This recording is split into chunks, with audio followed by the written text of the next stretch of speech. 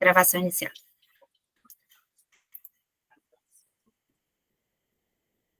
Pode começar, Fran. Novamente, me apresentando, eu sou a Franciele, vou estar conduzindo, junto com a Sara, a apresentação. E dando início à nossa segunda capacitação, que tem intitulado Uso e Ocupação do Solo e os Impactos nos Recursos Hídricos, que faz parte do comitê, agradecer novamente o apoio da FAPES e também a realização do meio ambiente online, assim como a GER e o governo do Espírito Santo, bem como o IFES, Só relembrando, já ocorreu uma capacitação no dia 19 de outubro, com o tema de segurança hídrica. Essa ocorrerá no período da manhã e no período da tarde, de 1h30 até as 3h30, e as próximas eu peço que vocês fiquem sempre atentos ao Instagram do Meio Ambiente Online para se informar de quando elas irão ocorrer e os seus horários correspondentes.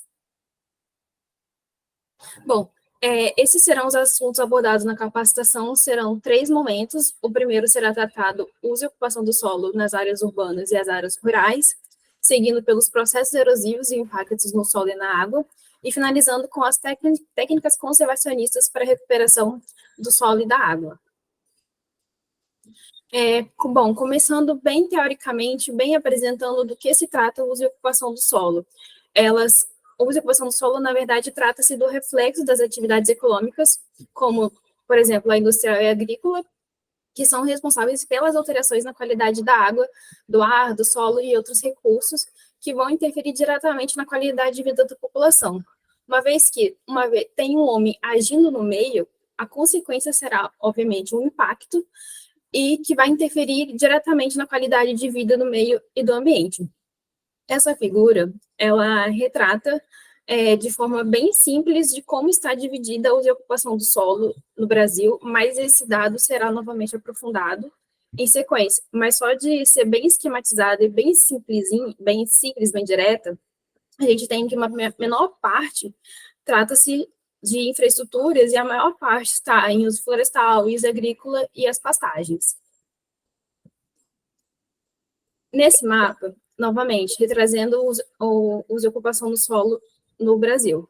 Esse mapa ele foi produzido a partir de inteligência artificial, na qual foi feito o levantamento dessas imagens, por isso que apresenta o uso do solo das nuvens, porque foi feita uma verificação dessas imagens de satélites, mas que apresentaram e conseguiram identificar quais eram os usos do solo no ano de 2020. A gente tem um predomínio muito grande, por exemplo, na região nordeste da floresta, pela floresta amazônica, também é possível perceber o rio Amazonas. Na região centro-oeste, trata-se muito também da agricultura, que está de amarelo, muito por conta da soja e do milho. Na região nordeste, temos a região arbustiva, muito predomínio da caatinga, e quando a gente vai chegando ali nos grandes centros urbanos, São Paulo e Rio de Janeiro, a gente consegue perceber o predomínio do vermelho, que trata-se do urbano, que é o construído. Mas também na região aqui do estado do Espírito Santo, também conseguimos ver alguns fragmentos das florestas, como a Mata Atlântica, que é muito frequente aqui.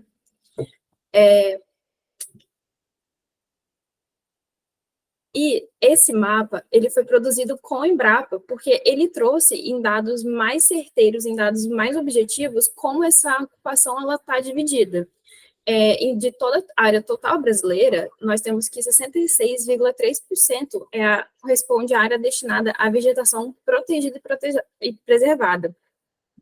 Sendo que desses 63%, cerca de 33% era destinada à vegetação pelo mundo rural, ou seja, a gente tem boa parte da vegetação para preservação mesmo.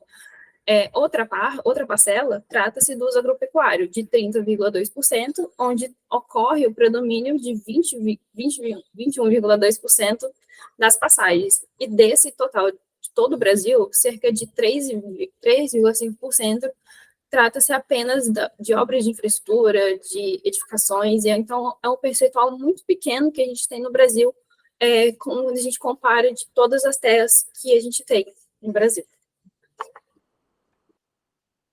Aí aqui, dando ênfase nas bacias hidrográficas do Espírito Santo, porque a gente sabe que as bacias elas foram divididas em setores a partir das suas características relevantes em comuns, e foi percebido que, a partir do levantamento, né, do principal uso predominante dessa bacia, que para esse ano de 2018, onde foi feito o levantamento pela AGE, há o predomínio da pastagem, que é compreendida pelas bacias do Rio Itaúnas, São Mateus, Rio Novo, Itapemirim e Itabocoana. A gente também tem a área florestal, contempladas pela bacia de Santa Maria da Vitória e o Rio Jucu, e também pela agropecuária, compreendida pelo Rio Doce e o Rio Benevente.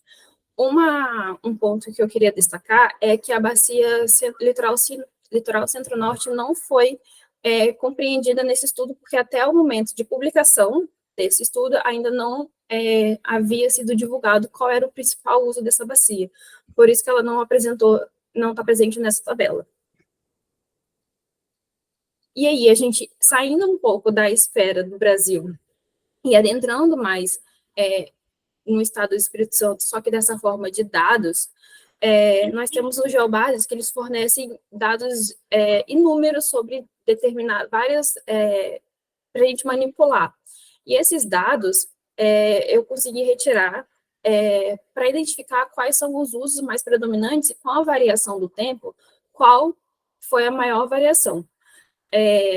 Houve levantamentos dos anos 2007 e 2012, e para ficar melhor compreendido e para agrupar melhor as categorias, eu acabei juntando os grupos. No caso, para a área urbana, foi compreendida a área edificada.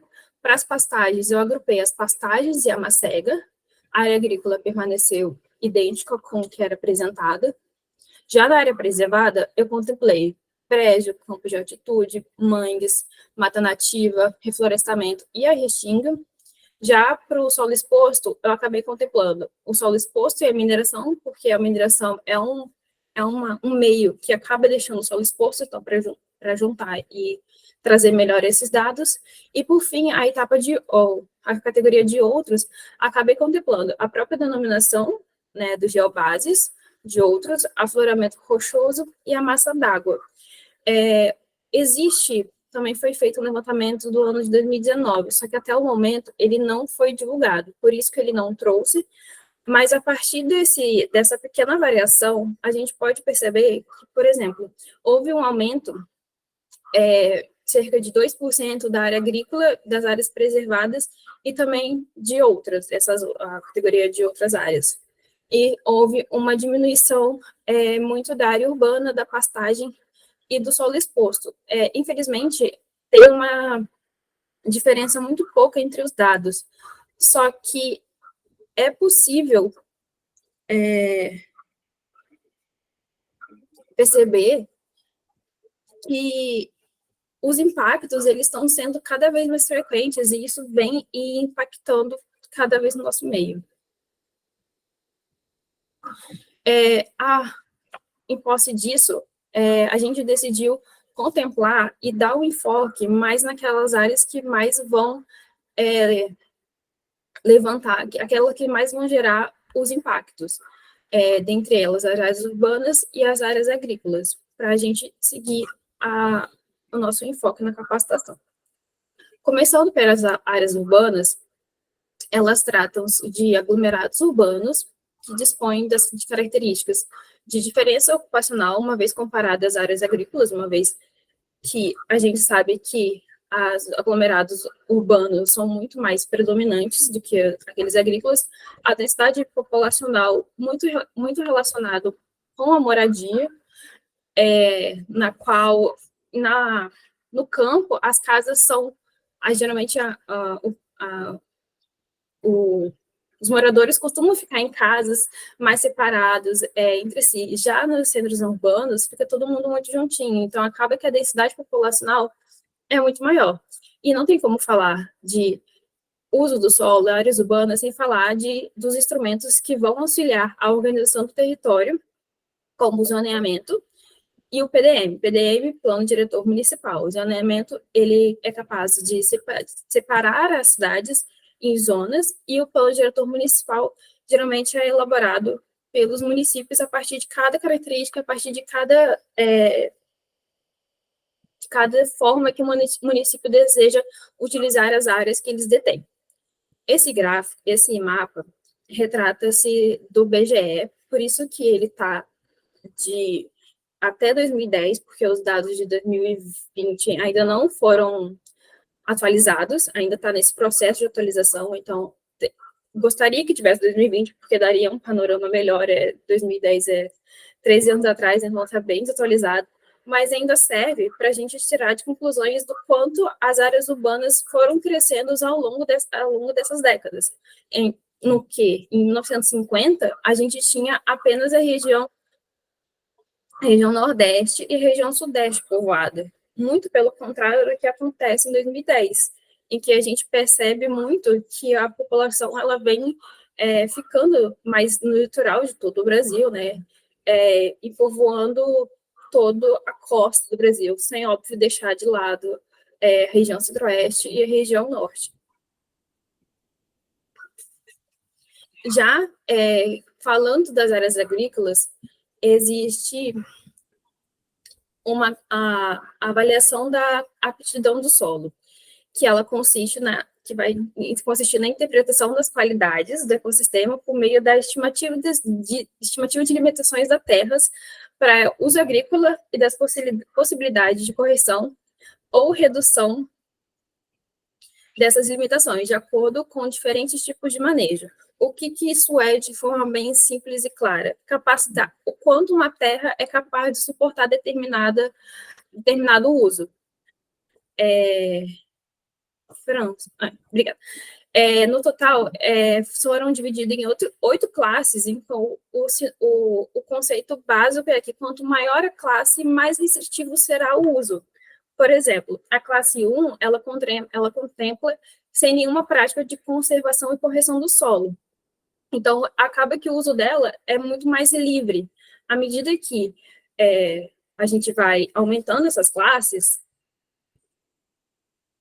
como, por exemplo, a classe 5, que apresenta na base dessa foto, ela é uma área que pode ser utilizada para pastagens, culturas, reflorestamento e as práticas conservacionistas.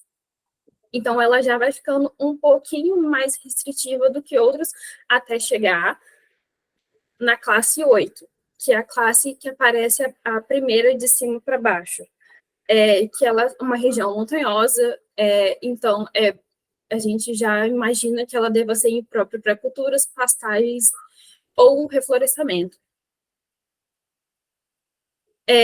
Alguns estados, no caso o estado de São Paulo, ele mapeou essas classes e identificou em quais locais essas classes elas são aplicadas. Então, é interessante a gente ver esse mapa, porque a gente já consegue, de imediato, já entender quais usos já podem ser executados em determinada região. Dando enfoque, por exemplo, na região centro-oeste do estado de São Paulo, que tem propensão à agricultura, por contemplar as classes 3 e 4, e à medida que a gente tem a aproximação para o litoral, a gente nota-se que as áreas urbanas elas foram desenvolvidas e elas acabaram adquirindo funções que permitem a baixa proteção da agricultura, como a gente pode ver a classe predominante 6 e 7. Então, o que pode te tirar de conclusão disso? É que o mau uso do solo, ele pode propiciar os processos erosivos, uma vez que não seja respeitada a devida aptidão, a devido uso de cada local, de cada região. Então, a gente já começa a adentrar no processo dos impactos no solo.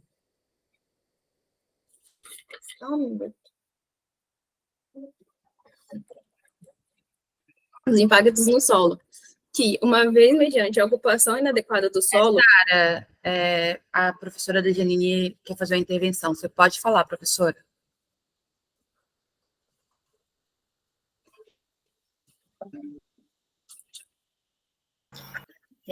Você está sem microfone, só um minutinho que eu já vou abrir para você.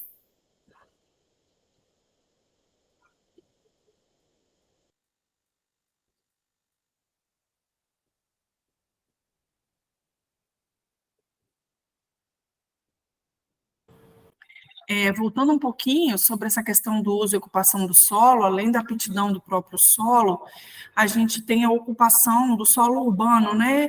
De como essa ocupação tem sido feita. Não só o solo urbano, mas também, assim, o tipo de uso que tem sido dado para cada tipo de solo. Porque quando você tem o solo urbano, você tem lançamento de efluente, esse efluente tem que estar em condições a legislação, mas você também tem uma impermeabilização da maioria da parte do solo, o que faz com que toda a lixiviação, né, de tudo que está no solo, que a chuva vai lixiviar, chegue aos corpos hídricos e aí influencie na qualidade da água.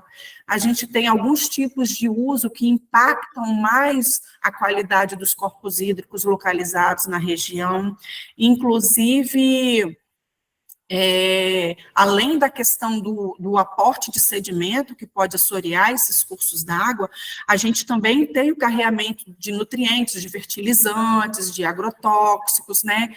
Então, assim, tudo isso pode levar a uma inviabilidade do uso do corpo hídrico, até mesmo para alguns usos que já são feitos até, ou que eram feitos até o momento dessa influência na qualidade da água, né? Então, alguns parâmetros da qualidade podem ser afetados, dificultando esse uso para fins mais nobres.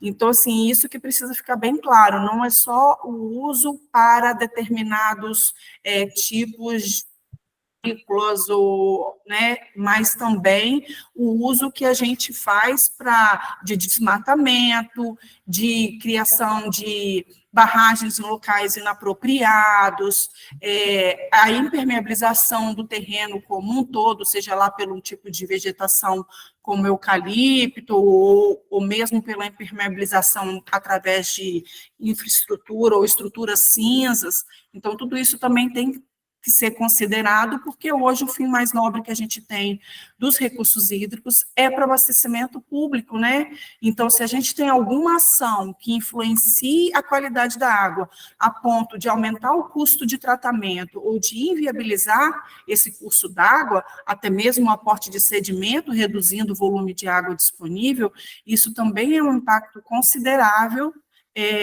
provocado pelo mau uso do solo, né?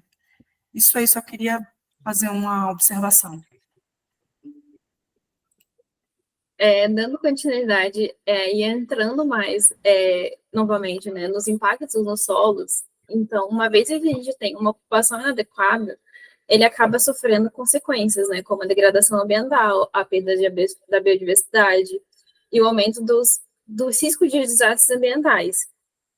Ou seja, essa ocupação desordenada, ela acaba gerando a impermeabilização do solo, prejudicando a infiltração da água e aumentando o escoamento superficial, muito por conta da velocidade também de escoamento, que vai resultar nas enchentes e na própria erosão do solo, que é o que a gente vai apresentar agora. A erosão do solo, ela trata-se de um processo de desgaste, transporte e sedimentação dos solos, dos subsolos e das rochas, como efeito da ação dos agentes erosivos, como a água, os ventos e os seres vivos. Nessa figura da esquerda, a gente tem um exemplo da erosão marítima, que também será aprofundada, mas ela é uma erosão mais visual, para já entender imediato como que se trata a erosão, que essa, no caso, é uma figura de Guarapari. Já na figura da direita, ela representa como que ocorre esse processo da erosão, ou seja, como, no caso da penetração da água da chuva, no caso dessa figura, acaba acarretando e carreando os sedimentos ao longo do canal, ao longo do caminho onde é passado. Então, o material que está desprendido, aquele uso que não está adequado, que aquele material que fica mais suspenso na superfície, não fica tão indexado, agregado ao solo, ele acaba sendo completamente carreado. E já os deslizamentos, a principal diferença é que ele causa maior impacto, ele é de caráter mais brusco quando comparados à erosão, e ele ocorre por meio das rupturas dos solos e da rocha. E deslizamento não é muito difícil da gente encontrar, principalmente em encostas de estradas, que é muito comum ter, e é muito comum não fazer medidas para conter esse fenômeno, que é uma coisa tão comum por conta só de observar um terreno mais íngreme e que é muito fácil a penetração da água e ocorrer esse movimento, né, de deslizamento das encostas. Então, a gente irá começar, de fato, a explicar e entrar nesses conceitos da erosão, que vai iniciar pelo processo da definição, que ela vai se tratar de um processo de desagregação e remoção das partículas do solo, de fragmentos das partículas das rochas, relação combinada da gravidade com a água, vento, gelo e outros organismos. O agente degradador, a gente tem as águas pluviais, que vão causar erosão laminar e erosão linear, as águas fluviais, que irão causar as erosões de margem fluvial, e as águas do mar, que irão causar a erosão marinha ou costeira. E no Brasil, devido ao alto índice pluviométrico, né, a gente tem dado maior ênfase a essa erosão hídrica, por ela ser responsável pelas maiores taxas de perda do solo. Começando a identificar, começando pela erosão linear, ela tem a sua origem na concentração do escoamento superficial e de fluxo de água em forma de filetes. Ele é um processo evolutivo que ele vai contemplando a partir de estágios, começando pelos sulcos, seguindo pelas ravinas e pelas vassourocas, em que a principal diferença que a gente pode notar, observando essa imagem, é o tamanho da ramificação, em que começa com uma profundidade muito pequena, a partir do momento que passa para a ravina, vai se tornando um pouco maior, até formar uma cratera nas vassourocas. A erosão, e aí trazendo exemplos reais dessa erosão linear, a gente tem que os sulcos, eles vão se consistir nas pequenas ramificações que vão se formar em pequenas ilhas devido ao escoamento da água no solo. Já as ravinas, elas vão se originar a partir da entrada dessa água nas cavidades, e elas são caracterizadas por serem maiores quando comparadas aos sulcos, e elas estão sempre presentes ao longo da declividade do terreno. E como uma decorrente da outra, uma vai aumentando o impacto, vai aumentando a forma dela, a vassourocca, ela trata de crateras bem maiores, muito por conta dessa intensificação do processo, que elas podem atingir o lençol freático ou até mesmo algumas estruturas internas do solo, que aí vai dar essa origem a essa vassourocca. Entrando na erosão laminar, ela é onde ocorre o desprendimento e a remoção uniforme das partículas das superfícies originadas pelo fluxo superficial ou o impacto das gotas que estão uniformemente distribuídas na encosta. Uma característica da erosão laminar é a intensidade, que ela é menor comparado com a linear. Ela é difícil percepção, ou seja, o desgaste vai ocorrendo aos poucos e só torna-se perceptível quando já está bem impactado. Elas provocam danos às terras agrícolas por conta da retirada da fertilidade do solo, muito por conta também do carreamento dessas partículas e a questão do assoreamento, que vai fornecer grande quantidade dos sedimentos de lagos, rios e represas. A questão do assoreamento, eu vou falar daqui a pouquinho. A erosão fluvial, ela é caracterizada, então, por todo o processo onde que ocorre a remoção do material do fundo das margens de um canal por corrosão, abrasão e a cavitação. Nessa figura, é possível observar que, devido à maior velocidade, os sedimentos eles ficam retidos nessa parte amarelinha, porque é onde ocorre a maior deposição, porque passa por ali, e é ali onde que ocorre essa deposição. Então, as intervenções que são provocadas pelo homem no sistema vão acelerar a erosão e vão acentuar as agressões nas calhas dos rios, que vão aumentar o depósito desses sedimentos nos leitos fluviais. entrando na questão do saneamento, ele vai modificar ou alterar a qualidade da água do manancial, da fauna e da flora, muito por conta da retirada do bioma que ali existia. Então, vai provocar a diminuição da velocidade da água com a redução da disponibilidade hídrica, que vai gerar o carregamento dos solos da matéria orgânica.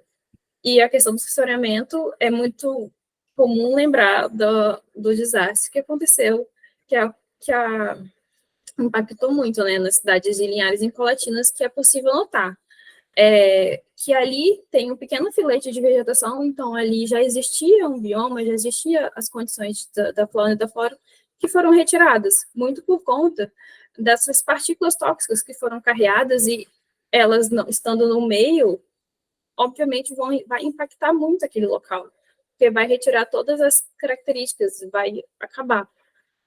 Além desses tópicos, né, dessas questões que a Sara pontuou, né, que atinge diretamente o meio aquático ali, a gente ainda tem uma problemática econômica, porque com esses bancos de areia sendo formados, a gente tem uma diminuição do custo de passagem, caso haja um tráfego ali fluvial, e também o impacto econômico, caso a população utilize desse recurso hídrico para pesca e para comercialização dos animais marinhos ali retirados.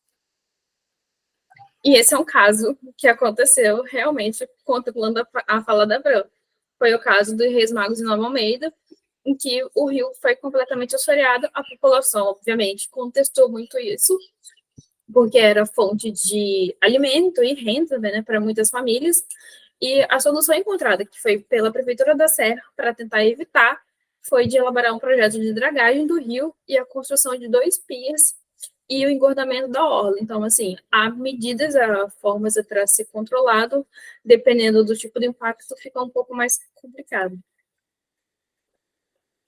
E a gente também entra na erosão pluvial, que elas são tidas com todos os processos que acarretam na desagregação, carreamento das partículas provocadas pela ação das chuvas. E essa erosão pluvial, ela também pode acarretar a formação de vossorocas e ravinas. Essa figura, eu achei ela muito interessante. Ela trata-se do município de Buriticupu, no Maranhão, em 2023, em que formou vossoroca logo após os centros urbanos. Ou seja, a água infiltrou, teve a chuva não conseguiu infiltrar, seja elas por motivos de drenagem ou da própria impermeabilização do solo, e acabou formando grandes penhascos de vossorocas muito próximos onde a população estava residindo. Então, uma vez que, lembrando que o solo de encostas, ele é um solo mais poroso, porque é um solo mais novo, digamos assim, e nessa imagem fica clara a ocupação do solo em termos de zoneamento urbano, e, consequentemente, a água ela ia sendo desviada para as extremidades da cidade, que ficava nesse relevo um pouco mais íngreme, devidamente à ocupação desse solo urbano, de forma urbana, a gente não teria, talvez, uma infiltração adequada e essa água direcionada para as extremidades, causando, assim, um acarretamento das partículas, criando ravinas e vossorocas. E ainda entrando na erosão marinha, como eu anteriormente falei, que ela é dominada pela remoção do material da costa, seja ela pela ação das ondas, correntes das marés, ou das atividades do homem, normalmente causando recuo da linha da costa em direção ao ambiente. Novamente, a imagem de Guarapari, em que existe uma ocupação urbana e pela ação dos ventos, como, por exemplo, né, acabou gerando essa erosão. Outro ponto é que, trazendo mais em termos de dados, no Brasil, 239,66% de extensão do litoral do Espírito Santo está em estabilidade, ou seja, não está em processo erosivo. E cerca de 174 está em processo de progradação. Do que se trata essa progradação? Progradação nada mais que é um processo natural de deposição de sedimentos, ou seja, não ocorre com influência humana. E desses, esse percentual corresponde a 16% do litoral capixaba. Nessa foto, eu trouxe uma foto de 2006, de um estudo que foi realizado na Baía de Vitória, que mostra a condição da região, onde a gente consegue perceber condições de progradação em Camburi e retrogradação ali perto do aeroporto, Mata da Praia e Jardim da Penha, e grandes pontos de estabilidade. Ainda nessa questão... Pode falar, Sara. Pode continuar. Ainda nessa questão da erosão marinha, né, aqui no estado é muito nítido e é fácil de evidenciar, na região de Marataízes, um percurso de Guarapari a Marataízes, esse avanço do mar e essa segue sendo uma destruição. Atualmente, o município tem feito ações de dragagem para poder aumentar a faixa de areia, na tentativa de fazer ali uma diminuição desse avanço do mar, dessa erosão causada, que impacta diretamente no dia a dia ali dos moradores locais, uma vez que ela está avançando para cima da via de percurso de todos. E existem fatores que contribuem para o desenvolvimento dessas erosões, seja ela pluvial, fluvial ou marítimo. Um desses fatores é as propriedades do fluxo na questão pluvial, uma vez que a gente tem aí uma magnitude, frequência e variabilidade no escoamento superficial, varia muito também da intensidade da chuva, né? A magnitude e distribuição da velocidade da pressão, que uma vez que o terreno, o relevo, ele é mais inclinado, a gente vai ter aí uma velocidade maior desse escoamento, um tempo menor de infiltração do solo. Com essa intensidade, a gente cria aí uma velocidade e acaba fazendo gerando uma turbulência maior, né, que você vai acarretando desde a montante do terreno até a jusante, criando a concentração de sedimentos que vai ser acarretado normalmente para cursos hídricos, para corpos hídricos, criando também um assoreamento.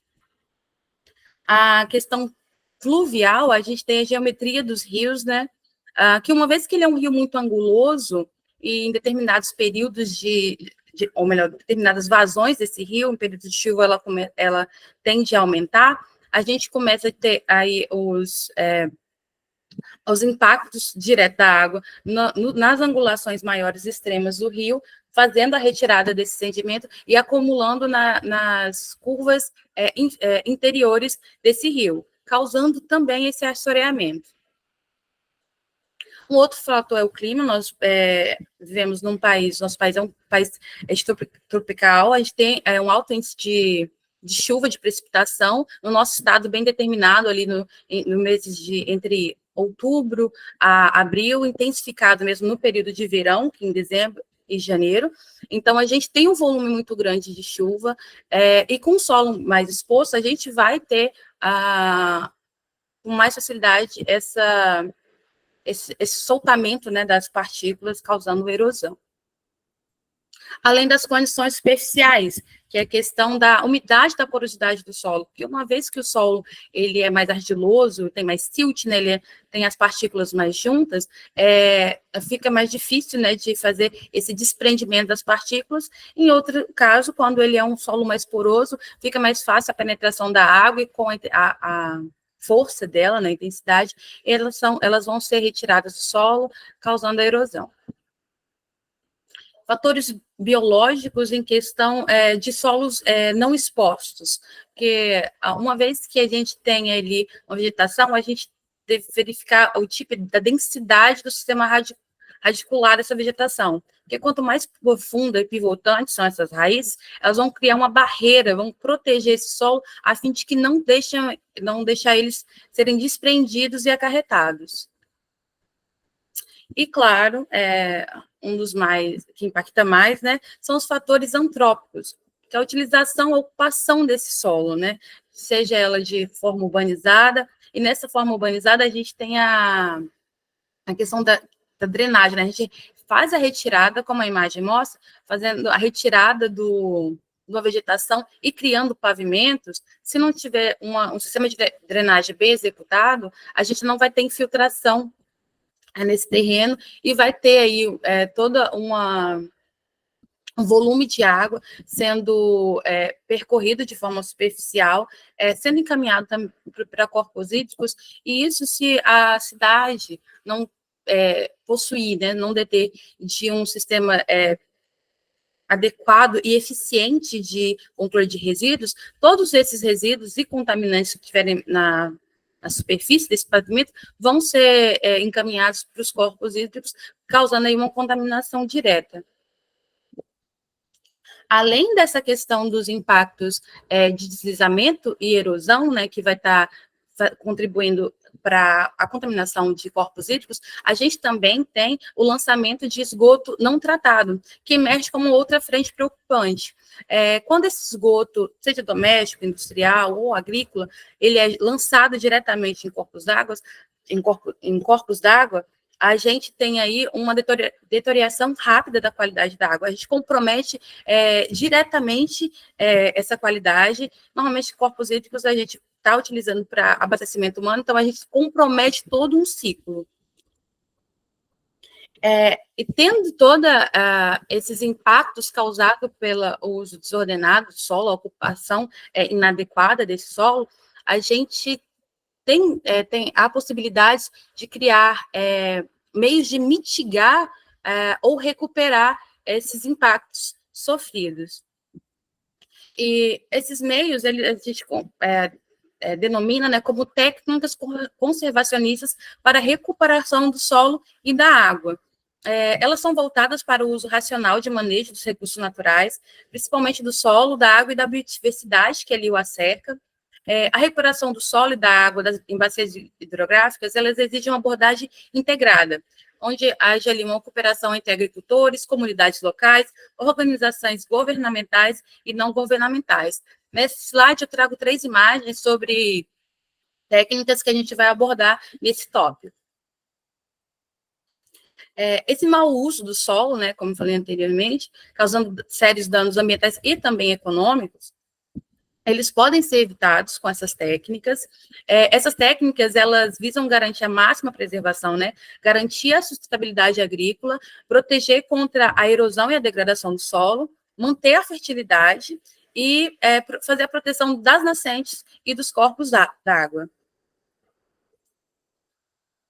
Para realizar, né, implementar essas técnicas, é necessário que a gente siga os 2 passos. O primeiro seria a adoção de microbacias para o planejamento e monitoramento e avaliação, uma vez que cada microbacia ela possui um crime e um relevo específico. Então, é preciso avaliar para poder escolher uma melhor técnica, que seja tanto sustentável como de viabilidade econômica. O segundo passo é fazer uma organização com produtores a fim de definir uma estratégia para promover a melhoria da produtividade agrícola ali, usando as técnicas adequadas, sob um ponto de vista ambiental, social e econômico. Dentre as técnicas que existem, eu selecionei algumas, as mais comuns utilizadas no nosso país, que seria de plantio direto, a de rotação de cultura, cobertura vegetal, terraceamento, adubação verde, a bioengenharia de solos, que é uma gama de técnicas. Então, dentro da bioengenharia de solos, a gente traz aqui 3 técnicas para estar exemplificando. O plantio direto, que é uma técnica usada mais no meio agrícola, ela consiste em fazer a plantação diretamente no solo sobre o resto da colheita anterior, sem a necessidade de fazer uma aragem e expor esse solo. Isso aí a gente tem um ganho econômico, né, que a gente não vai precisar de maquinário para estar revolvendo esse solo e fazendo uma adubação química, que pode ser lixiviada, e a gente consegue manter ali a umidade desse solo, né, e cria-se também uma barreira a fim de não criar, expor o solo para acarretamento de partículas causando erosão. A rotação de cultura, que ela consiste em alternar produções, com isso você consegue aí manter um controle de pragas, uma vez que existe pragas definidas para cada tipo de cultivo, e com essa rotação você consegue diminuir o tempo de crescimento dessas pragas, além de ter uma recuperação e reposição dos nutrientes, uma vez que cada cultivo ele precisa de um nutriente específico. Então, quando você muda o cultivo, a plantação ali, você vai estar vai estar exigindo do solo outro nutriente e dando espaço para o nutriente utilizado no cultivo anterior se renovar. A outra técnica é a cobertura vegetal, ela se assemelha ao plantio direto, porém aqui a gente também pode trabalhar com vegetação viva, né, não somente a morta do cultivo anterior. Isso aí ajuda a amenizar a temperatura do solo, cria uma proteção contra chuvas e enxurrada, uma vez que as raízes criam essa barreira de proteção, incorpora a matéria orgânica e os nutrientes ali nesse solo, mantém-se a umidade do solo e isso aumenta também a infiltração na água da chuva e reduz a infestação de erva de plantas daninhas, uma vez que ali vai haver uma competitividade e você vai ter o terreno, na sua maior parte, ocupado pela vegetação, a fim de fazer essa cobertura vegetal.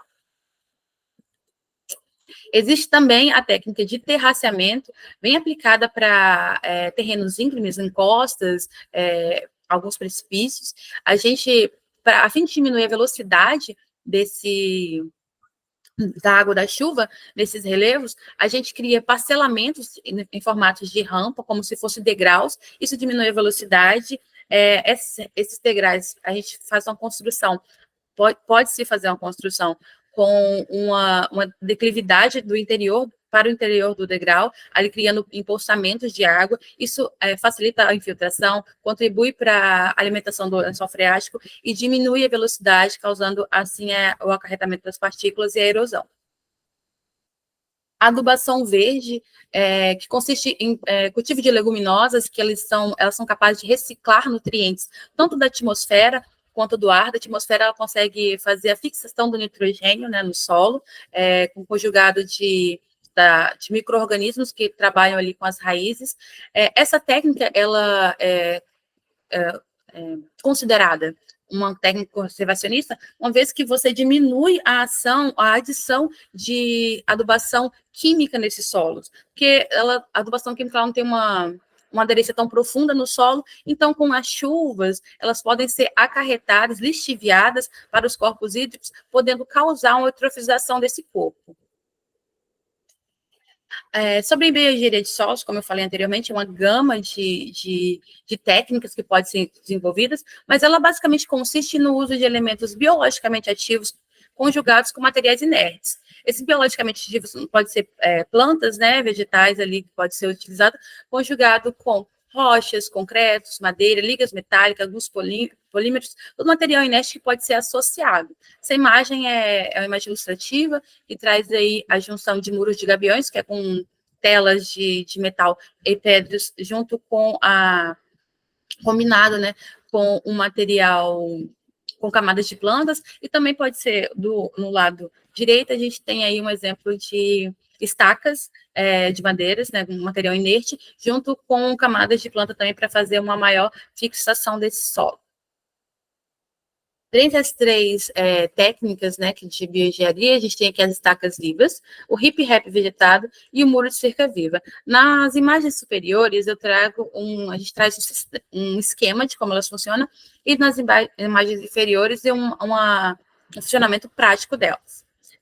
As estacas vivas consistem em criar esse sistema radicular a fim de reter e segurar esse solo, que possivelmente pode ser poroso ou não. No hip-rap vegetado, é um sistema semelhante, porém a gente tem também a combinação com os muros de gabião, né, um pedregulho, a fim de facilitar a filtragem dessa água ser redirecionada para o solo, e as raízes ali fazendo a contenção desse solo. No muro de cerca viva, a gente utiliza aí troncos, madeiras, a fim de fazer uma contenção, e uma vegetação que vai ser radiculada nesse solo, auxiliando nessa contenção desse solo. Como acho que fica bem nítido nas imagens, tanto no esquema quanto no exemplo prático. E além, essas técnicas são mais voltadas para a área rural, mas a gente também tem que ter uma preocupação na questão da área urbana. Para a área urbana, o princípio, de forma inicial, a gente tem que fazer aí a verificação do plano diretor, que ele traz a questão do zoneamento urbano, ocupação e aptidões ali que vão ser desenvolvidas dentro daquela zona, com a proteção de encostas e margens de rio, além de planejar a estrutura da cidade, incluindo o sistema de drenagem, que se o sistema de drenagem não for bem for eficiente, como a gente disse anteriormente, isso vai acarretar em alagamentos, enchentes, e além dessa questão, também um outro ponto para a área urbana é o planejamento para a redução de lançamento do esgoto in natura, uma vez que essa prática é uma contaminação direta, né, do corpo hídrico. Uma técnica, né, trazendo isso da questão da drenagem urbana, uma técnica que pode ser aplicada, que é uma técnica também bem simples, é o piso-grama, que sua estrutura ela é feita em uma espécie de malha de concreto, como se fossem células, cujas aberturas permitem a passagem da água até o solo. Na imagem dá para ver, né, que o concreto cria como se fossem umas células. Nessas células pode ser feita a plantação de gramíceas, que ajuda também a equilibrar a temperatura, né, do solo, e também auxilia na infiltração. Então, existe aí um escoamento, um perfil de escoamento para o solo, de infiltração para o solo, evitando aí que essa água fique de forma superficial, sendo encaminhada para os corpos hídricos, causando enchente e alagamentos.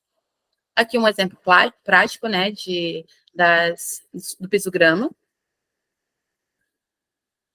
Outra técnica para áreas urbanas é o pavimento permeável, que ele pode ser de concreto permeável, asfalto poroso ou bloco intertravado. Ele permite a infiltração da água da chuva, que depois é armazenada na base permeável do pavimento e logo é infiltrada no solo. Ou, se possível, também ela pode ser redirecionada a uma rede de drenagem. Aqui são exemplos, elas são mais aplicadas em estacionamentos, em praças.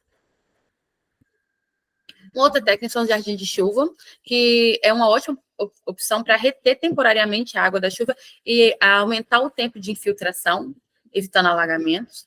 É um jardim criado em uma cota mais baixa, onde a cota superior ela faz esse desvio da água para é uma espécie de canteiro, digamos assim. Aqui a gente tem um exemplo prático no bairro de Moema, em São Paulo, de uma forma feita mais simples, né, fazendo a retenção da água somente das calhas e da parte de calçamento, e também em Blumenau, onde foi feito de uma forma mais elaborada, com a cota mais baixa, e com bueiros, bocas de lobos, que encaminham essa água dos pavimentos das vias das ruas para esses canteiros. Uma outra prática, uma prática mais elaborada, essa no caso, seria as praças inundáveis, que elas são projetadas de forma como funcionar de reservatórios de água durante o evento de chuva, e no restante do tempo ela funciona como praças, campos de esporte, lazer, etc. Elas são projetadas normalmente com degraus e com um sistema para esvaziar em torno de meia hora depois da parada da chuva.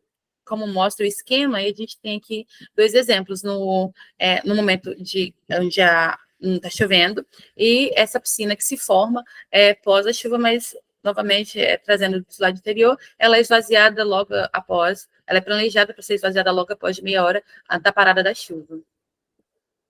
Uma técnica bem simples são os bueiros inteligentes, que eles consistem na instalação de uma cesta de lixo, uma caixa metálica, né, com a forma de tela, entre a boca de lobo e a galeria pluvial, com o objetivo de reter entulhos que possam impedir o escoamento da água, uma vez que sabemos que é um agravante em grandes centros urbanos, o entupimento desses bueiros, devido ao mau manejo, ao mau recolhimento desses resíduos que ficam expostos nas vias.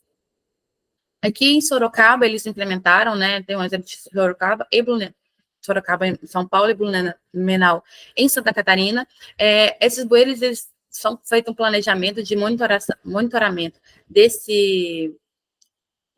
técnica, a fim de fazer a limpeza e desobstruir, assim, as cestas para que ocorra a passagem fluida da água da chuva. Bem, esse esses foram os temas abordados. A gente queria agradecer aqui a FAPES, a ARGE, e também ao o Projeto Meio Ambiente Online, assim como o Governo do Espírito Santo. A gente vai estar passando agora a palavra para a professora Mariângela.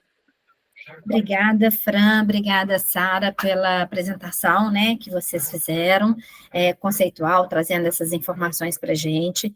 E agora eu queria apresentar, né, passar a palavra para a Leandra Oliveira.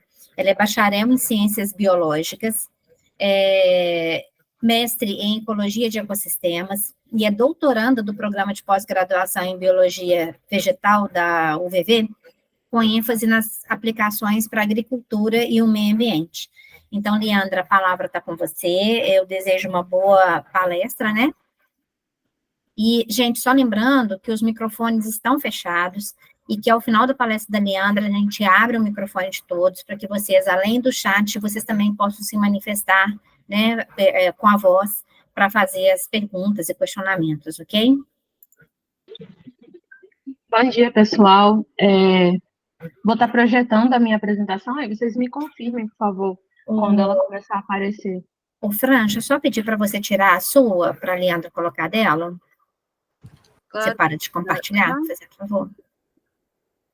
Só um momentinho. É só parar de compartilhar. Uhum. Pronto. Pronto, Leandro, pode colocar a sua. Certo.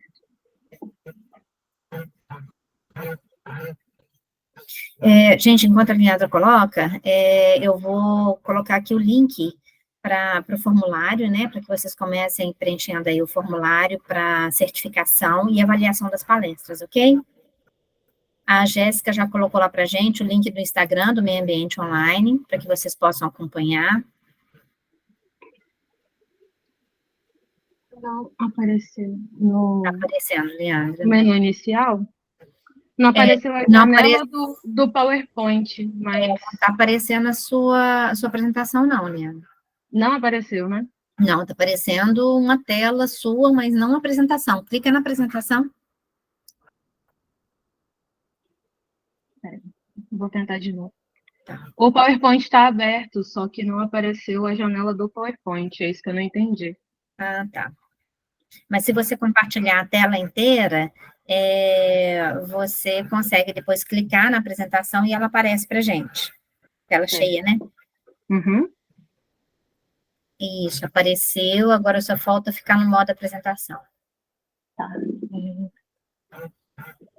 Isso, beleza, certinho. Boa Certinho? palestra, Leandra, certinho. Obrigada. Palestra. Bom, bom dia a todos. Primeiramente, eu gostaria de agradecer pelo convite de poder apresentar essa palestra para vocês nessa capacitação. Eu me chamo Leandra Oliveira da Penha, como apresentado pela professora Mariângela, eu sou aluna de doutorado na UVV. Eu também faço parte da TWRA, sou secretária executiva substituta, e eu vim apresentar a minha palestra que é intitulada Interconexões Ambientais, como as atividades de uso e ocupação do solo podem afetar a qualidade da água. Bom, nesse sentido, a gente precisa entender como se trata essa interação das civilizações humanas e a utilização da água ao longo do desenvolvimento dessas sociedades. E aí, se a gente volta um pouquinho no período da antiguidade, a gente tem como conhecidas as sociedades hidráulicas, que elas utilizavam os corpos d'água como uma forma de estruturação dessas sociedades. Eles se estabeleciam no entorno desses rios e utilizavam desses rios para atividades de agricultura e de irrigação. E aí, ao longo do desenvolvimento das sociedades, a gente chega lá no período da Revolução Industrial, onde a gente tem uma intensa urbanização, um intenso desenvolvimento da indústria. Então, a água era utilizada para o processo de produção, nas máquinas a vapor, no resfriamento dessas máquinas. A água também era utilizada como um transporte para mercadorias, matéria-prima. Então, nesse período, surge uma demanda maior para a utilização de água potável e também para estratégias de saneamento básico, porque a demanda por água de qualidade, ela começou a ser maior. Então, nesse período, a gente tem um problema relacionado com a falta de acesso à água limpa e segura. E com isso vieram desencadeando o surto de doenças, devido a condições insalubres nas cidades. E aí nós chegamos nas sociedades contemporâneas, né, a sociedade atual, em que a gente precisa da água como uma fonte de geração de energia, no caso as usinas hidrelétricas, no processo de produção de alimento, porque a água ela é utilizada em ampla escala na agroindústria para produção alimentícia, na produção de bebidas, na produção de eletrônicos, no processo de mineração, entre outras utilidades. Então, nesse sentido, dentro desse contexto, desse breve contexto histórico, a gente percebe que a gestão sustentável da água, ela se torna uma prioridade global. Então, nós temos a água doce como um principal recurso abiótico vital, que é importante tanto para a saúde do ecossistema quanto para a sobrevivência humana. Esse recurso, ele passa por um processo de renovação no ambiente por meio do ciclo da água, só que a gente tem um pequeno fator em que esse processo de renovação ele pode não ser tão suficiente devido ao consumo excessivo desse recurso hídrico. Então, se o consumo ele é muito elevado, esse processo de renovação ele pode chegar a um ponto de não suprir totalmente as necessidades de água que a sociedade tem. Então, a água ela é um recurso natural que ela é o mais extraído da Terra, são em torno de 4 trilhões de metros cúbicos. Ela a demanda dela é amplamente aumentada devido ao crescimento populacional, ao aumento dos padrões de vida e, como dito anteriormente, com relações às práticas agrícolas, né? A expansão da agricultura irrigada. E algumas das preocupações que a literatura nos traz sobre esse recurso está relacionada ao processo de urbanização, à intensificação dessa atividade agrícola e também nas questões climáticas. Por que nas questões climáticas? Porque nesse processo de renovação natural desse recurso, a gente tem sofrido processos de alteração nos regimes de chuva. Então, em algumas regiões, esse ciclo hidrológico, ele acaba sendo um pouco mais prejudicado, devido à falta de chuva, por exemplo. Então, nesse contexto que a gente fez, essa figura aqui, ela pode ilustrar alguns dos principais impactos, tanto para águas superficiais, né, rios, riachos, lagos, quanto para as águas subterrâneas, desculpem. Quanto para as águas subterrâneas. No caso, nós temos atividades de desmatamento, de agrotóxicos e pesticidas que são lançados na água, que chegam, né, percolam o solo e conseguem chegar até a água por meio do processo de lixiviação. Nós temos as atividades de mineração, que a gente tem uma maior poluição desses recursos hídricos por metais pesados, que são liberados nesse processo de mineração. Com o desenvolvimento das cidades, a gente necessita de estratégias melhores de saneamento básico. Então, a gente tem questões relacionadas a depósito de lixo, por exemplo, nos aterros sanitários, a gente tem o chorume que percola esse solo e chega até os lençóis freáticos, por exemplo. E também temos as questões relacionadas ao destino do esgoto doméstico e também do esgoto industrial. Bom, dentro desse aspecto, a gente precisa entender como o uso e ocupação do solo também influencia sobre os ecossistemas aquáticos. Então, como já dito, os ecossistemas de água doce estão entre os mais ameaçados. As atividades antrópicas, né, de origem humana, elas são as principais causas dessa ameaça. A gente tem a canalização de rios e riachos, a gente tem a criação de barragens, a remoção da vegetação ripária, o estabelecimento de pastagens, a chegada de espécies invasoras que também afetam a biodiversidade. Então, focando na questão da remoção da vegetação ripária, ou seja, essa vegetação que é estabelecida no entorno de rios e riachos, essa vegetação ela é uma zona de interface entre o ambiente terrestre e o ambiente aquático, e como a gente pode ver nessa figura representada aqui nesse slide, a gente vê que essa vegetação, ela fornece dentro do ambiente aquático matéria orgânica, né? São folhas, galhos, frutos e sementes. Então, esse material, ele chega dentro desse corpo hídrico e ele vai se tornar como forma de alimentação para alguns organismos, como forma de abrigo, e também ajuda no estabelecimento de hábitats dentro desses sistemas. Então, quando a gente tem a remoção, a retirada dessa vegetação, a gente tem um efeito de homogeneização de hábitat. Por quê? A gente tem uma maior entrada de sedimentos, ou seja, a gente torna essas encostas mais expostas, e com isso, em eventos de chuva, a gente tem um maior carreamento de sedimento para dentro desses corpos hídricos. A gente tem uma baixa disponibilidade, qualidade e quantidade do aporte de matéria orgânica, ou seja, essas folhas que estão, esse material orgânico que está chegando por meio dessa vegetação, ele acaba sendo diminuído dentro desse ambiente.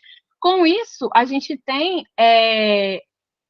afeta diretamente processos ecológicos como a decomposição dessa matéria orgânica e também a ciclagem de nutrientes e de energia dentro desses ecossistemas. Então, o crescimento, a abundância e a estrutura trófica da comunidade acaba sendo prejudicado, porque a gente tem uma redução dos recursos que seriam importantes para esses organismos. Então, a presença da vegetação ripária ela é importante, como dito, para o estabelecimento de hábitats heterogêneos, por causa de todo esse aporte de recurso que vem dessa vegetação, e também devido à estruturação de diferentes mesohábitats, onde as faunas associadas conseguem se estabelecer. A gente consegue ter uma cadeia de organismos ali bem definida, bem estabelecida. Então, a nossa diversidade ela tende a aumentar em ambientes mais heterogêneos.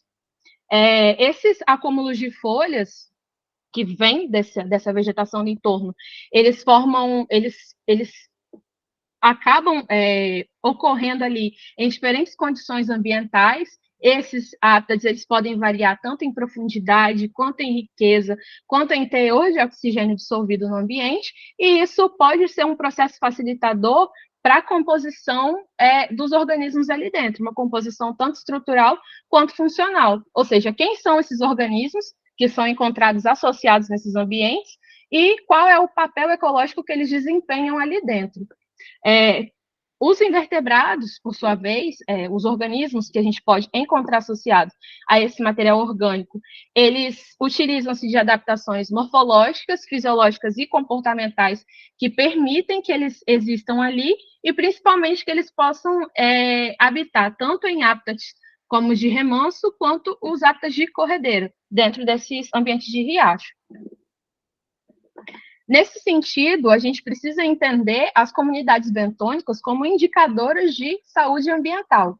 Então, como dito anteriormente, nessas comunidades, a maior representatividade ela é de invertebrados bentônicos. Esses invertebrados bentônicos, eles podem ser artrópodes, moluscos, anelídeos, nematóides, plateumintos, que são organismos que vão desenvolver um importante papel na estrutura trófica, ou seja, eles ajudam no processo de decomposição dessa matéria orgânica que chega dentro desses rios, e com isso eles disponibilizam alimento e energia para outros níveis tróficos superiores. Além deles se alimentarem dessa matéria orgânica em decomposição, eles também servem de alimento para outros organismos em níveis tróficos superiores na cadeia. E a distribuição desses organismos, ela ocorre de acordo com as condições físicas do hábitat, com o hábito desses organismos e também estratégias de alimentação, além de fatores bióticos e abióticos que podem contribuir para que eles existam ali. Nesse sentido, por que a gente utiliza os invertebrados como organismos para entender alterações ambientais? Porque esses organismos possuem um ciclo de vida curto, e um hábito sedentário. Então, em qualquer tipo de perturbação que exista naquele ambiente, esses organismos nos permitem entender o tipo de perturbação que chegou ali naquele ambiente e a forma como essas comunidades reagiram. Ou seja, eles podem existir em um determinado momento e em outro momento eles podem não existir ali dentro. A gente consegue entender essas alterações também por meio da composição taxonômica, estrutura e as características funcionais desses organismos, e eles são considerados como excelentes bioindicadores dessas condições ambientais. Então, quando a gente tem alterações de origem antropogênica nas zonas ripárias, o que é perceptível é uma baixa complexidade estrutural desses hábitats, e, com isso, a gente tem alterações nos processos ecológicos e na estrutura dessas comunidades de organismos que existem ali. Então, a gente entender esses processos em diferentes escalas espaciais é importante para nos fornecer uma base de informações que permita melhorar a qualidade desses ambientes, entender as alterações que afetam na complexidade estrutural do habitat, e além dos efeitos negativos que podem acontecer sobre a diversidade de organismos existente nesses ambientes. Então, aqui, só para poder ficar um pouco mais claro tudo isso que foi tratado até agora. Por exemplo, na figura A, a gente tem a vegetação ripária existente, a gente tem um ambiente com um nível de perturbação mínima, então a gente tem uma elevada diversidade e uma elevada riqueza de organismos. E aí, desses invertebrados que nós estudamos, nós notamos que a comunidade é composta por organismos sensíveis, tolerantes e resistentes. A partir do momento em que a gente tem algum outro nível de perturbação dentro desse ambiente, como no caso a remoção dessa vegetação, essa diversidade ela diminui e a riqueza também. Então a gente tem uma maior predominância de organismos que são tolerantes e resistentes a perturbações antrópicas. Quando a gente chega no nível extremo de perturbação, a gente percebe que essa diversidade, essa riqueza, ela é bastante inferior, e com isso a gente tem uma predominância maior de organismos que são resistentes a alterações ambientais.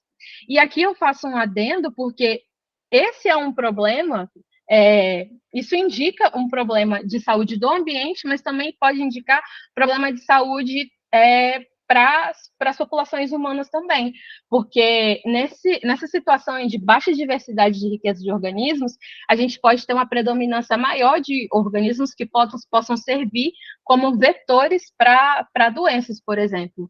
No caso, a questão da dengue, outras questões de saúde humana, assim. Nesse sentido, então, eu vou apresentar um estudo de caso que é relacionado ao desenvolvimento do meu mestrado, que eu intitulei como Contribuição dos Riachos Alterados para a Diversidade Regional de Macroinvertebrados em Riachos do Espírito Santo. Então, aqui eu apresento o mapa da nossa área de estudo. Nós escolhemos 10 riachos na região de Santa Leopoldina e de Santa Teresa. Esses riachos eles foram escolhidos por meio de um protocolo de avaliação de hábitats. Então, a gente avaliava no entorno questões relacionadas à vegetação, a heterogeneidade de hábitat, se eram rios que tinham algum nível de assoreamento. Então, eram nesses aspectos. E também analisamos parâmetros físicos e químicos do ambiente.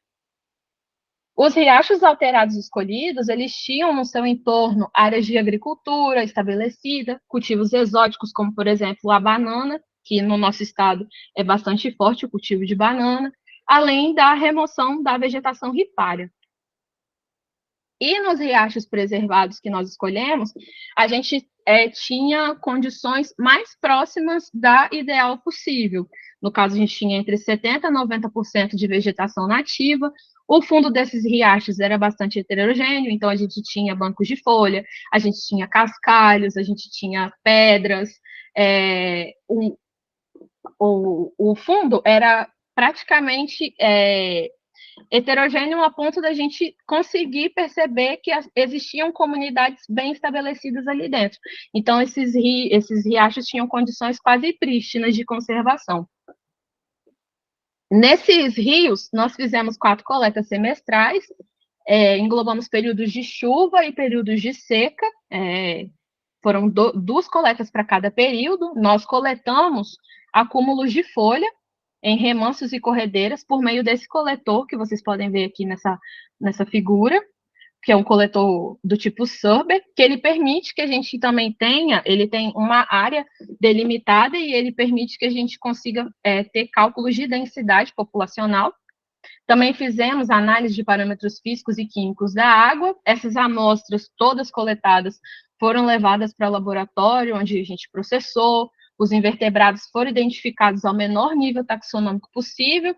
Esses dados foram tabulados em dados de abundância e de riqueza. E aí nós seguimos para as análises de dados, para entender. Nós tínhamos rios alterados e preservados, e dentro desses rios a gente tinha os trechos de remanso de corredeira, hábitats de remanso de corredeira. Então, a gente queria entender as comunidades que estavam existindo nessas 4 possibilidades: rios alterados e preservados e em hábitats de remanso corredeiro. Então, no total, nós encontramos 9.214 indivíduos pertencentes a 20 ordens, 76 famílias, 101 gêneros. Dentre as ordens mais representativas, nós temos Diptera, que é uma ordem de organismos que é resistente à alteração ambiental. Tricóptera, Plecóptera e Efemeróptera são ordens de organismos que são sensíveis a alterações ambientais, então eles são considerados como indicadores de ótima qualidade de água, por exemplo. E Coleóptera e Odonata, que são organismos que são característicos de ambientes com perturbação moderada. Então, eles aturam moderadas alterações ambientais. Com relação aos parâmetros de riqueza e abundância, nessa primeira figura, a gente pode notar que a riqueza, ela foi, quando analisada entre os hábitats de remanso e de corredeira, ela foi maior nos remansos preservados, e quando a gente comparou apenas entre rios alterados e preservados, ela foi maior em rios preservados. Já as abundâncias, elas se mostraram constantes, né, quando analisadas, não tiveram diferenças significativas estatisticamente, quando analisadas entre os hábitats e entre condições de alterado e preservado. Nós também aplicamos uma análise de espécie indicadora para poder mostrar quais eram os organismos que indicavam determinado tipo de ambiente para nós. Então, quando nós analisamos todos os rios alterados e todos os rios preservados, nós encontramos os gêneros Heteragrion, Filóicos e Triplectídeos como indicativos de remansos preservados. E aqui eu passo um adendo para Filóicos e Triplectídeos, que são larvas que atuam no processo de fragmentação da matéria orgânica. Eles ajudam nesse processamento de folhas e detritos orgânicos. Quando a gente viu os rios alterados, nós encontramos Stenochirônomos, Chironomini e Tanipodine como espécies indicativas de remansos alterados. São táxons da ordem dos mosquitos, e eles são considerados como tolerantes a condições ruins de qualidade de água também. Quando nós vimos apenas os hábitats, no caso dos remansos, nós encontramos Erythrodiplax, Chenelmis e Notalina como indicadores de ambientes preservados, remansos preservados, e Ceratopogone de remansos alterados, né? Aqui esse táxon também é indicativo de má qualidade ambiental. Notalina é uma larva que também atua no processo de fragmentação da matéria orgânica, e Chenelmis é uma larva que é considerada coletora catadora. Então, ela também depende diretamente da matéria orgânica disponível. Nos hábitats de corredeira, a gente viu Blaberide, Hexaciloepos e Simulide como indicativas de corredeiras preservadas, e Smicride e Tipulide como de corredeiras alteradas. No caso, essa barata d'água, Blaberide, ela é fragmentadora de matéria orgânica. Essa larva de Coleóptero hexaciloepis também é coletora, catadora, então depende de partículas orgânicas. O tipúlide é uma larva também da ordem Diptera, dos mosquitos, também é resistente a alterações ambientais. Então, a gente percebe que, em determinadas condições, a gente tem organismos que, de alguma maneira, possuem, sejam adaptações morfológicas, fisiológicas ou comportamentais, que permitem que eles estejam ali naqueles ambientes. E aí nós também fizemos uma análise de particionamento aditivo de diversidade, porque a gente precisava entender, beleza, a gente tem a composição da comunidade, tanto em rios alterados, em rios preservados, nos hábitats de remanso e de corredeira. Mas a gente precisava entender como esses organismos contribuíam para a diversidade regional, ou seja, para a diversidade de todos os rios amostrados. E com isso, aqui na figura A a gente tem todos os rios analisados, na figura B a gente tem apenas hábitats de remanso e em C apenas as corredeiras. E a gente chegou ao resultado de que os riachos alterados, eles contribuíram com 15,38% para a diversidade total da região, enquanto os remansos alterados, contribuíram com 16,45% para a diversidade de toda a região. Então, os riachos, eles perdem complexidade estrutural, porque a gente tem esse efeito de remoção da vegetação, então a gente tem uma predominância de organismos que são considerados tolerantes e resistentes a alterações ambientais, e, de alguma forma, esses organismos, eles contribuem ainda para a diversidade regional. Em algumas condições, eles podem não ser encontrados em riachos com qualidade ambiental muito boa, mas os que perdem em qualidade, os que perdem em estrutura de vegetação, de hábitats, eles, de alguma maneira, ainda assim, continuam contribuindo para a diversidade da região. Então, para a gente fechar essa linha de raciocínio, a gente percebe que os riachos alterados, eles tiveram uma baixa abundância de táxons que são considerados sensíveis e uma elevada abundância de táxons que são considerados resistentes, que o que a gente percebe é o efeito da perda da complexidade estrutural dos hábitats, por isso que a gente percebe essa similaridade entre as abundâncias, né? A gente viu que não variou entre hábitats e nem entre as condições de alterado e preservado. A gente tem uma elevada riqueza em remansos preservados, e isso pode ser ocasionado pela estabilidade de formação dos acúmulos de detritos, e esses acúmulos, eles podem servir como fonte de alimentação e de abrigo para esses organismos. As corredeiras, elas tiveram uma colonização limitada, porque a correnteza é um tipo de fator que limita a existência de alguns organismos ali, e também limita a formação de bancos de folha. Com relação à elevada riqueza rarefeita nos riachos preservados, isso pode ser atribuído à elevada heterogeneidade de hábitats e também aos acúmulos de detritos foliares. Então, os riachos alterados, eles perdem em complexidade estrutural e eles não deixam de contribuir para a diversidade, e esse efeito é maior principalmente nos remansos alterados, porque os bancos de folha, eles fornecem uma certa estabilidade para as sociedades, para as assembleias associadas ali. Como já tratado anteriormente, a remoção da vegetação ripária, ela é um fator que compromete a estabilidade das margens dos rios, porque ela aumenta o processo de erosão. Então, por exemplo, se a gente chega num riacho em que a vegetação ripária ela foi removida, a gente percebe um imenso banco de areia estabelecido. Então, com isso, a gente tem um fator de homogeneização dos hábitats, por causa dessa entrada excessiva de sedimentos.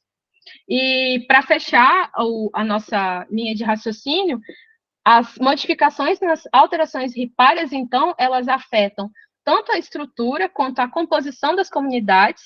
Elas também afetam os táxons no sentido de que são a principal fonte de alimentação e de abrigo, e se elas não estão ali, a gente tem processos ecológicos como a decomposição e a ciclagem de nutrientes e de energia que passa a ser afetado, porque os organismos que atuam ativamente nesse processo, eles passam a existir de forma cada vez mais limitada até chegar ao ponto em que eles não existam, que a gente acaba perdendo essa diversidade e essa riqueza de organismos.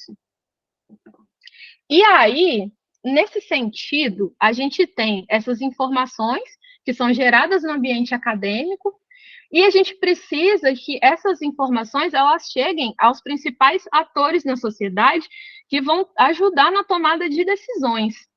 Nesse sentido, tem o surgimento, então, da Tropical Water Research Alliance, que é a Aliança Tropical de Pesquisa da Água, a TWRA. Ela surgiu, a ideia dessa associação surgiu lá em 2013, por meio do professor José Francisco Gonçalves Júnior e do Stuart Bunn, onde eles discutiram uma forma de que essas informações geradas pela academia pudessem ser discutidas, principalmente por empresas, governo e sociedade, para a resolução de problemas em bacias hidrográficas tropicais. Então, a TWRA ela tem como objetivo desenvolver, gerenciar e implementar metodologias, além de construir diagnósticos e propor ferramentas e modelos para a gestão integrada desses ecossistemas aquáticos. Então, nesse sentido, nós temos pesquisadores que estão no Brasil, pesquisadores que estão na Austrália, pesquisadores em alguns países da Europa, que estão envolvidos em projetos ao qual a TWRA faz parte e que estão buscando ações efetivas para resolver esses problemas de bacias hidrográficas tropicais. A TWRA ela é guiada por 8 temas-chave. Esses temas norteiam as pesquisas que são sitiadas aqui no Brasil, ou seja, na Austrália, e esses pesquisadores têm gerado informações, sejam por meio de atividades como essa, a qual eu apresentei, né, de biomonitoramento ambiental, seja por aplicações de modelos estatísticos, enfim, são estudos que também envolvem comunidades, para poder entender como o uso da água, da forma como a nossa sociedade tem lidado, pode afetar principalmente o nosso futuro. Então, a TWRA, hoje, ela tem em torno de 200 associados, são 20 estados a qual a instituição abrange, temos diversos projetos que estão em andamento. Um dos principais hoje é o Araguaia Vivo, em que nós temos pesquisadores daqui do Brasil que estão atuando em questões de biomonitoramento na bacia do Rio Araguaia.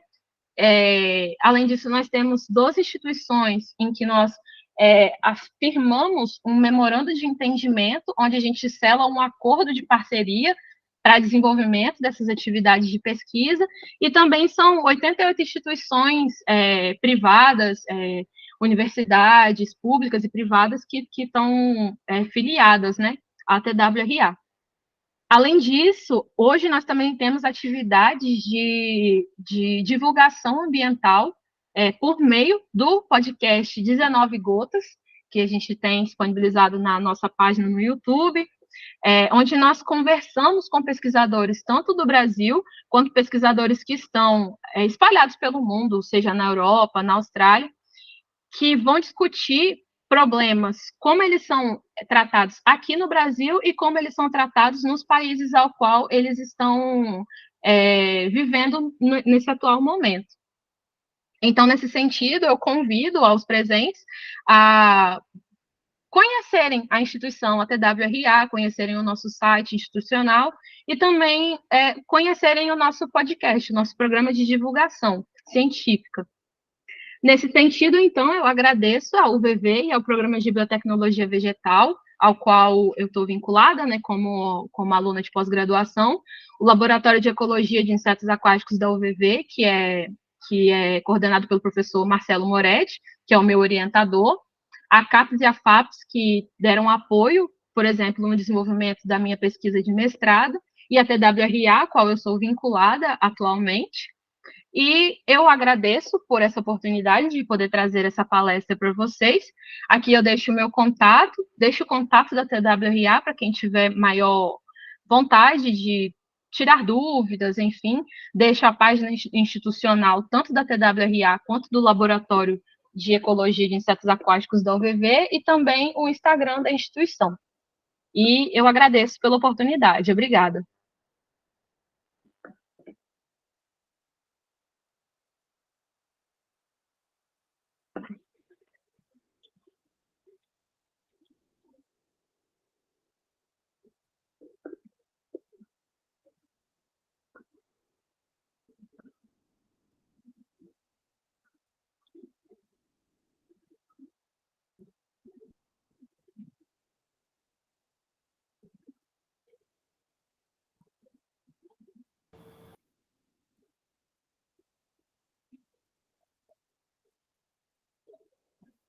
Estão todos aí? Eu estou.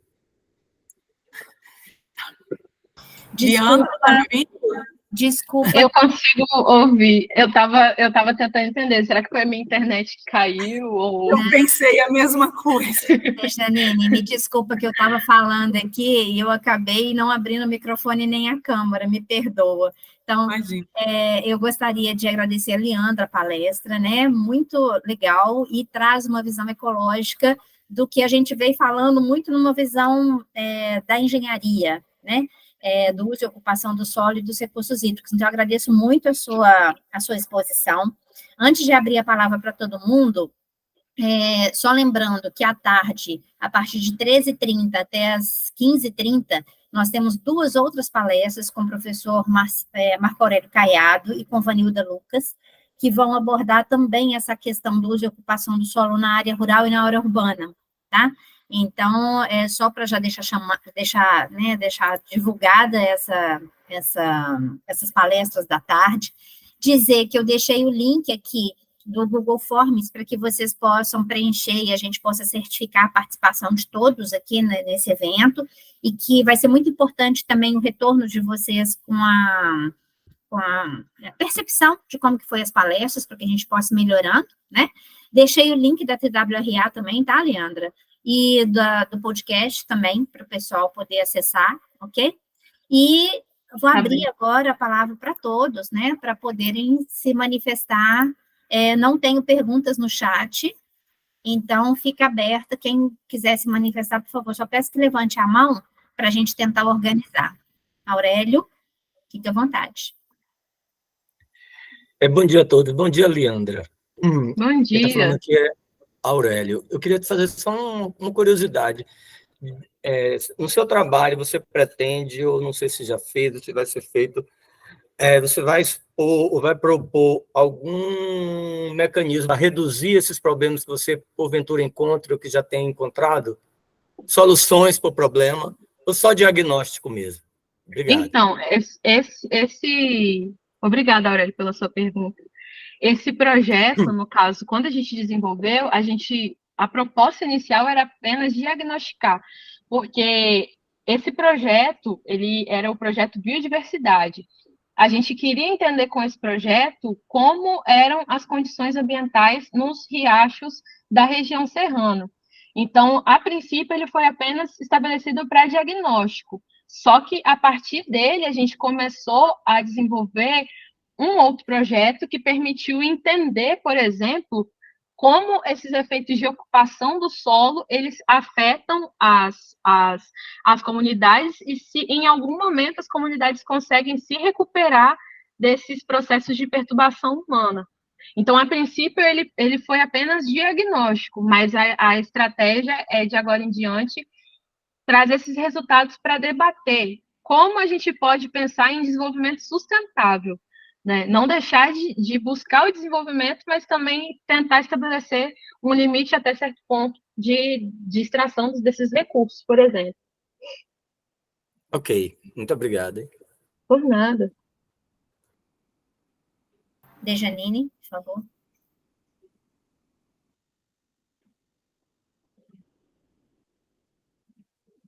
Dejanine, seu microfone está fechado.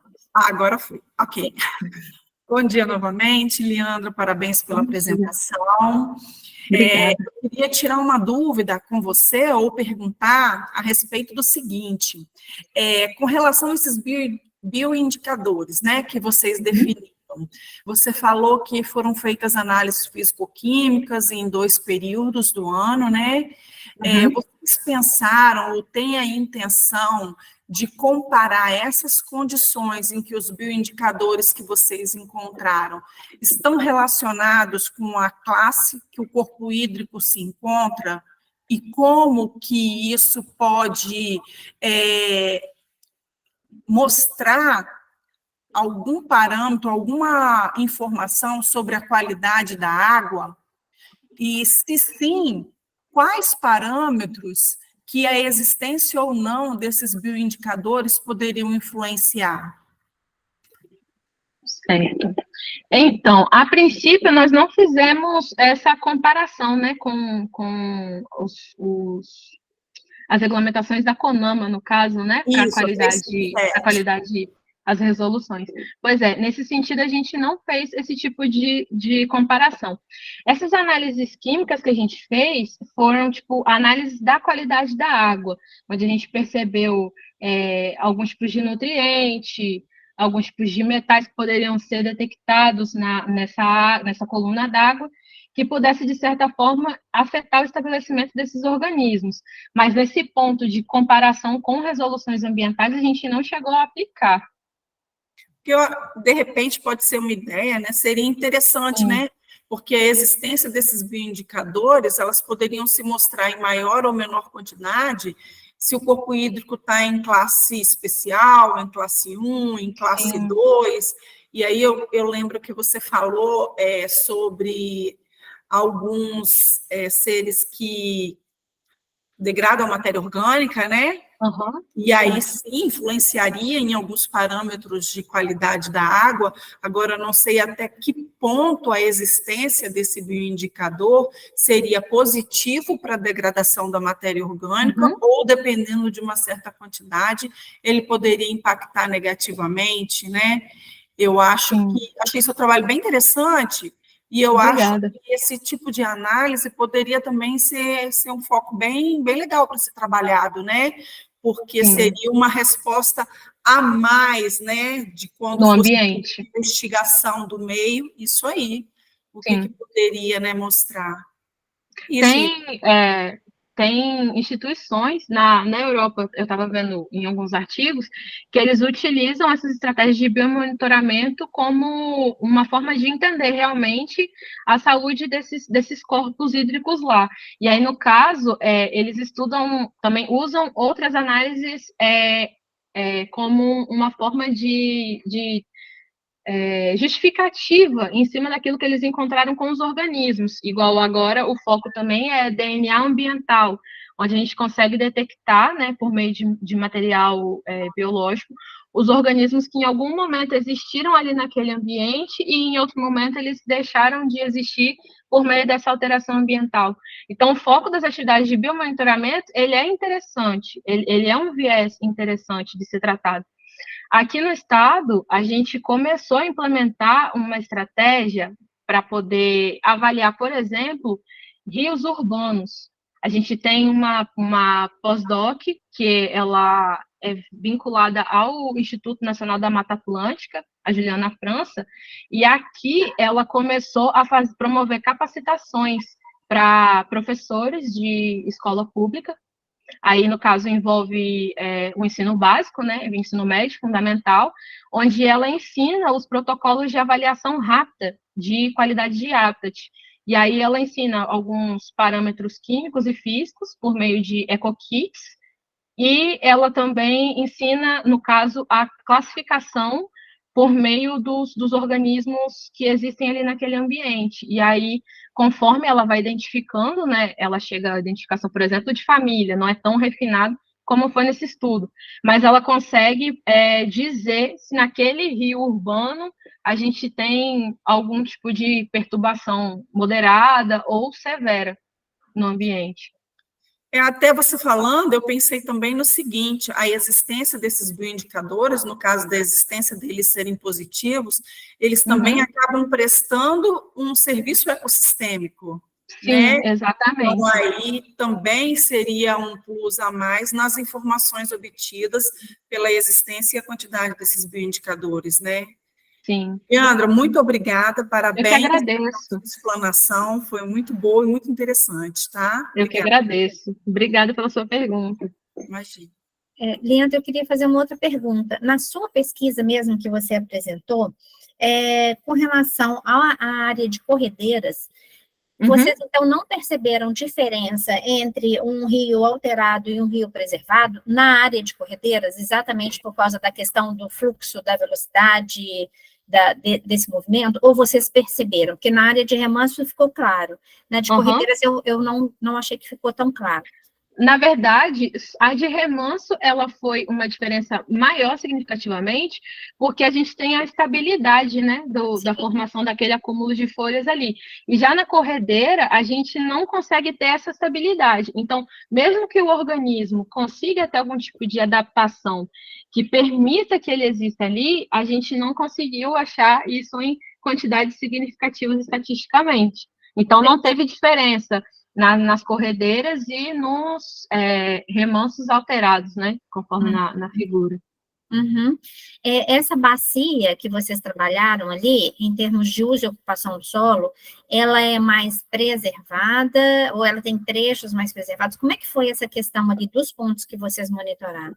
Então, a gente monitorou 10 pontos. Nesses 10 pontos, a gente tinha 5 rios que eles eram de condições ecológicas muito boas, que a gente tinha vegetação bem estabelecida no entorno, a gente tinha uma margem dessa vegetação num tamanho de estabelecimento muito bom, e nos que eram alterados, a gente tinha casa próxima, então as pessoas, de certa forma, captavam água de dentro desses riachos para abastecimento próprio. A gente percebia, por exemplo, lixo dentro desses riachos. A gente tinha estrada que era muito próxima, então passava por cima desses trechos. E tinha um trecho em que a remoção de vegetação estava tão intensa que ele era basicamente um atoleiro. A gente não tinha condições de chegar até ele de fato para poder fazer as nossas coletas. Era um nível de assoreamento muito, muito grande. Além disso, tinha pastagem perto. Desculpa, gente. Tranquilo. A gente tinha pastagem perto, tinha estabelecimento de cultivo de banana. Era nesse aspecto. Ok. Pessoal, mais alguma consideração, alguma pergunta para a Liana, para a Fran, para a Sara? Está aberto o microfone aí para todos. Se alguém tiver dificuldade, só me falar que eu abro aqui. Não? Então, mais uma vez, agradeço imensamente. Eu gostaria, sim, que todos que puderem abrir a câmera para a gente poder fazer uma foto, né? Final da capacitação, se vocês puderem abrir a câmera, por favor. Eu agradeço imensamente a participação de todos, e lembrando, né, que à tarde a gente tem mais 2 palestras, começando 1h30, com o professor Marco Aurélio Caiado e a Vanilda, trazendo a experiência prática, né, deles aí, sobre essa questão do uso e ocupação do solo em área urbana e área rural, tá? Então, agradeço muito a participação de todos, e um abraço. Mais uma vez, obrigada a todos obrigada. Agradeço a todos aí pela participação e aos palestrantes pela disponibilidade, né, de trazer e a gente fazer essa troca de conhecimento aqui. Ok? Parabéns aí para as meninas participantes todas, a Franciele, a Sara, Leandra, você me brotou muitas ideias na mente. Parabéns aí, viu, para todos. Mariângela, coordenação, parabéns, professor Aurélio, intensamente participante, né? Parabéns aí pelo apoio, pelo suporte, viu? Foi um evento bem interessante, bem legal, gostei bastante. E, Tereza, obrigada pela parceria aí também. Alana, né? Alana, obrigada também, tá? Pela participação de vocês. Nossa, é um prazer, Mariângela. Eu fico muito feliz de ver esse avanço todo de vocês aí. Parabéns. Parabéns a Sara. Um beijo grande, querida. Parabéns. Obrigada. Obrigada, gente. E aí, aguardamos vocês aí 1h30, né? Para a gente continuar nessa troca aí de conhecimento. Tá bom? Um abraço a todos. Um abraço, pessoal. Obrigada.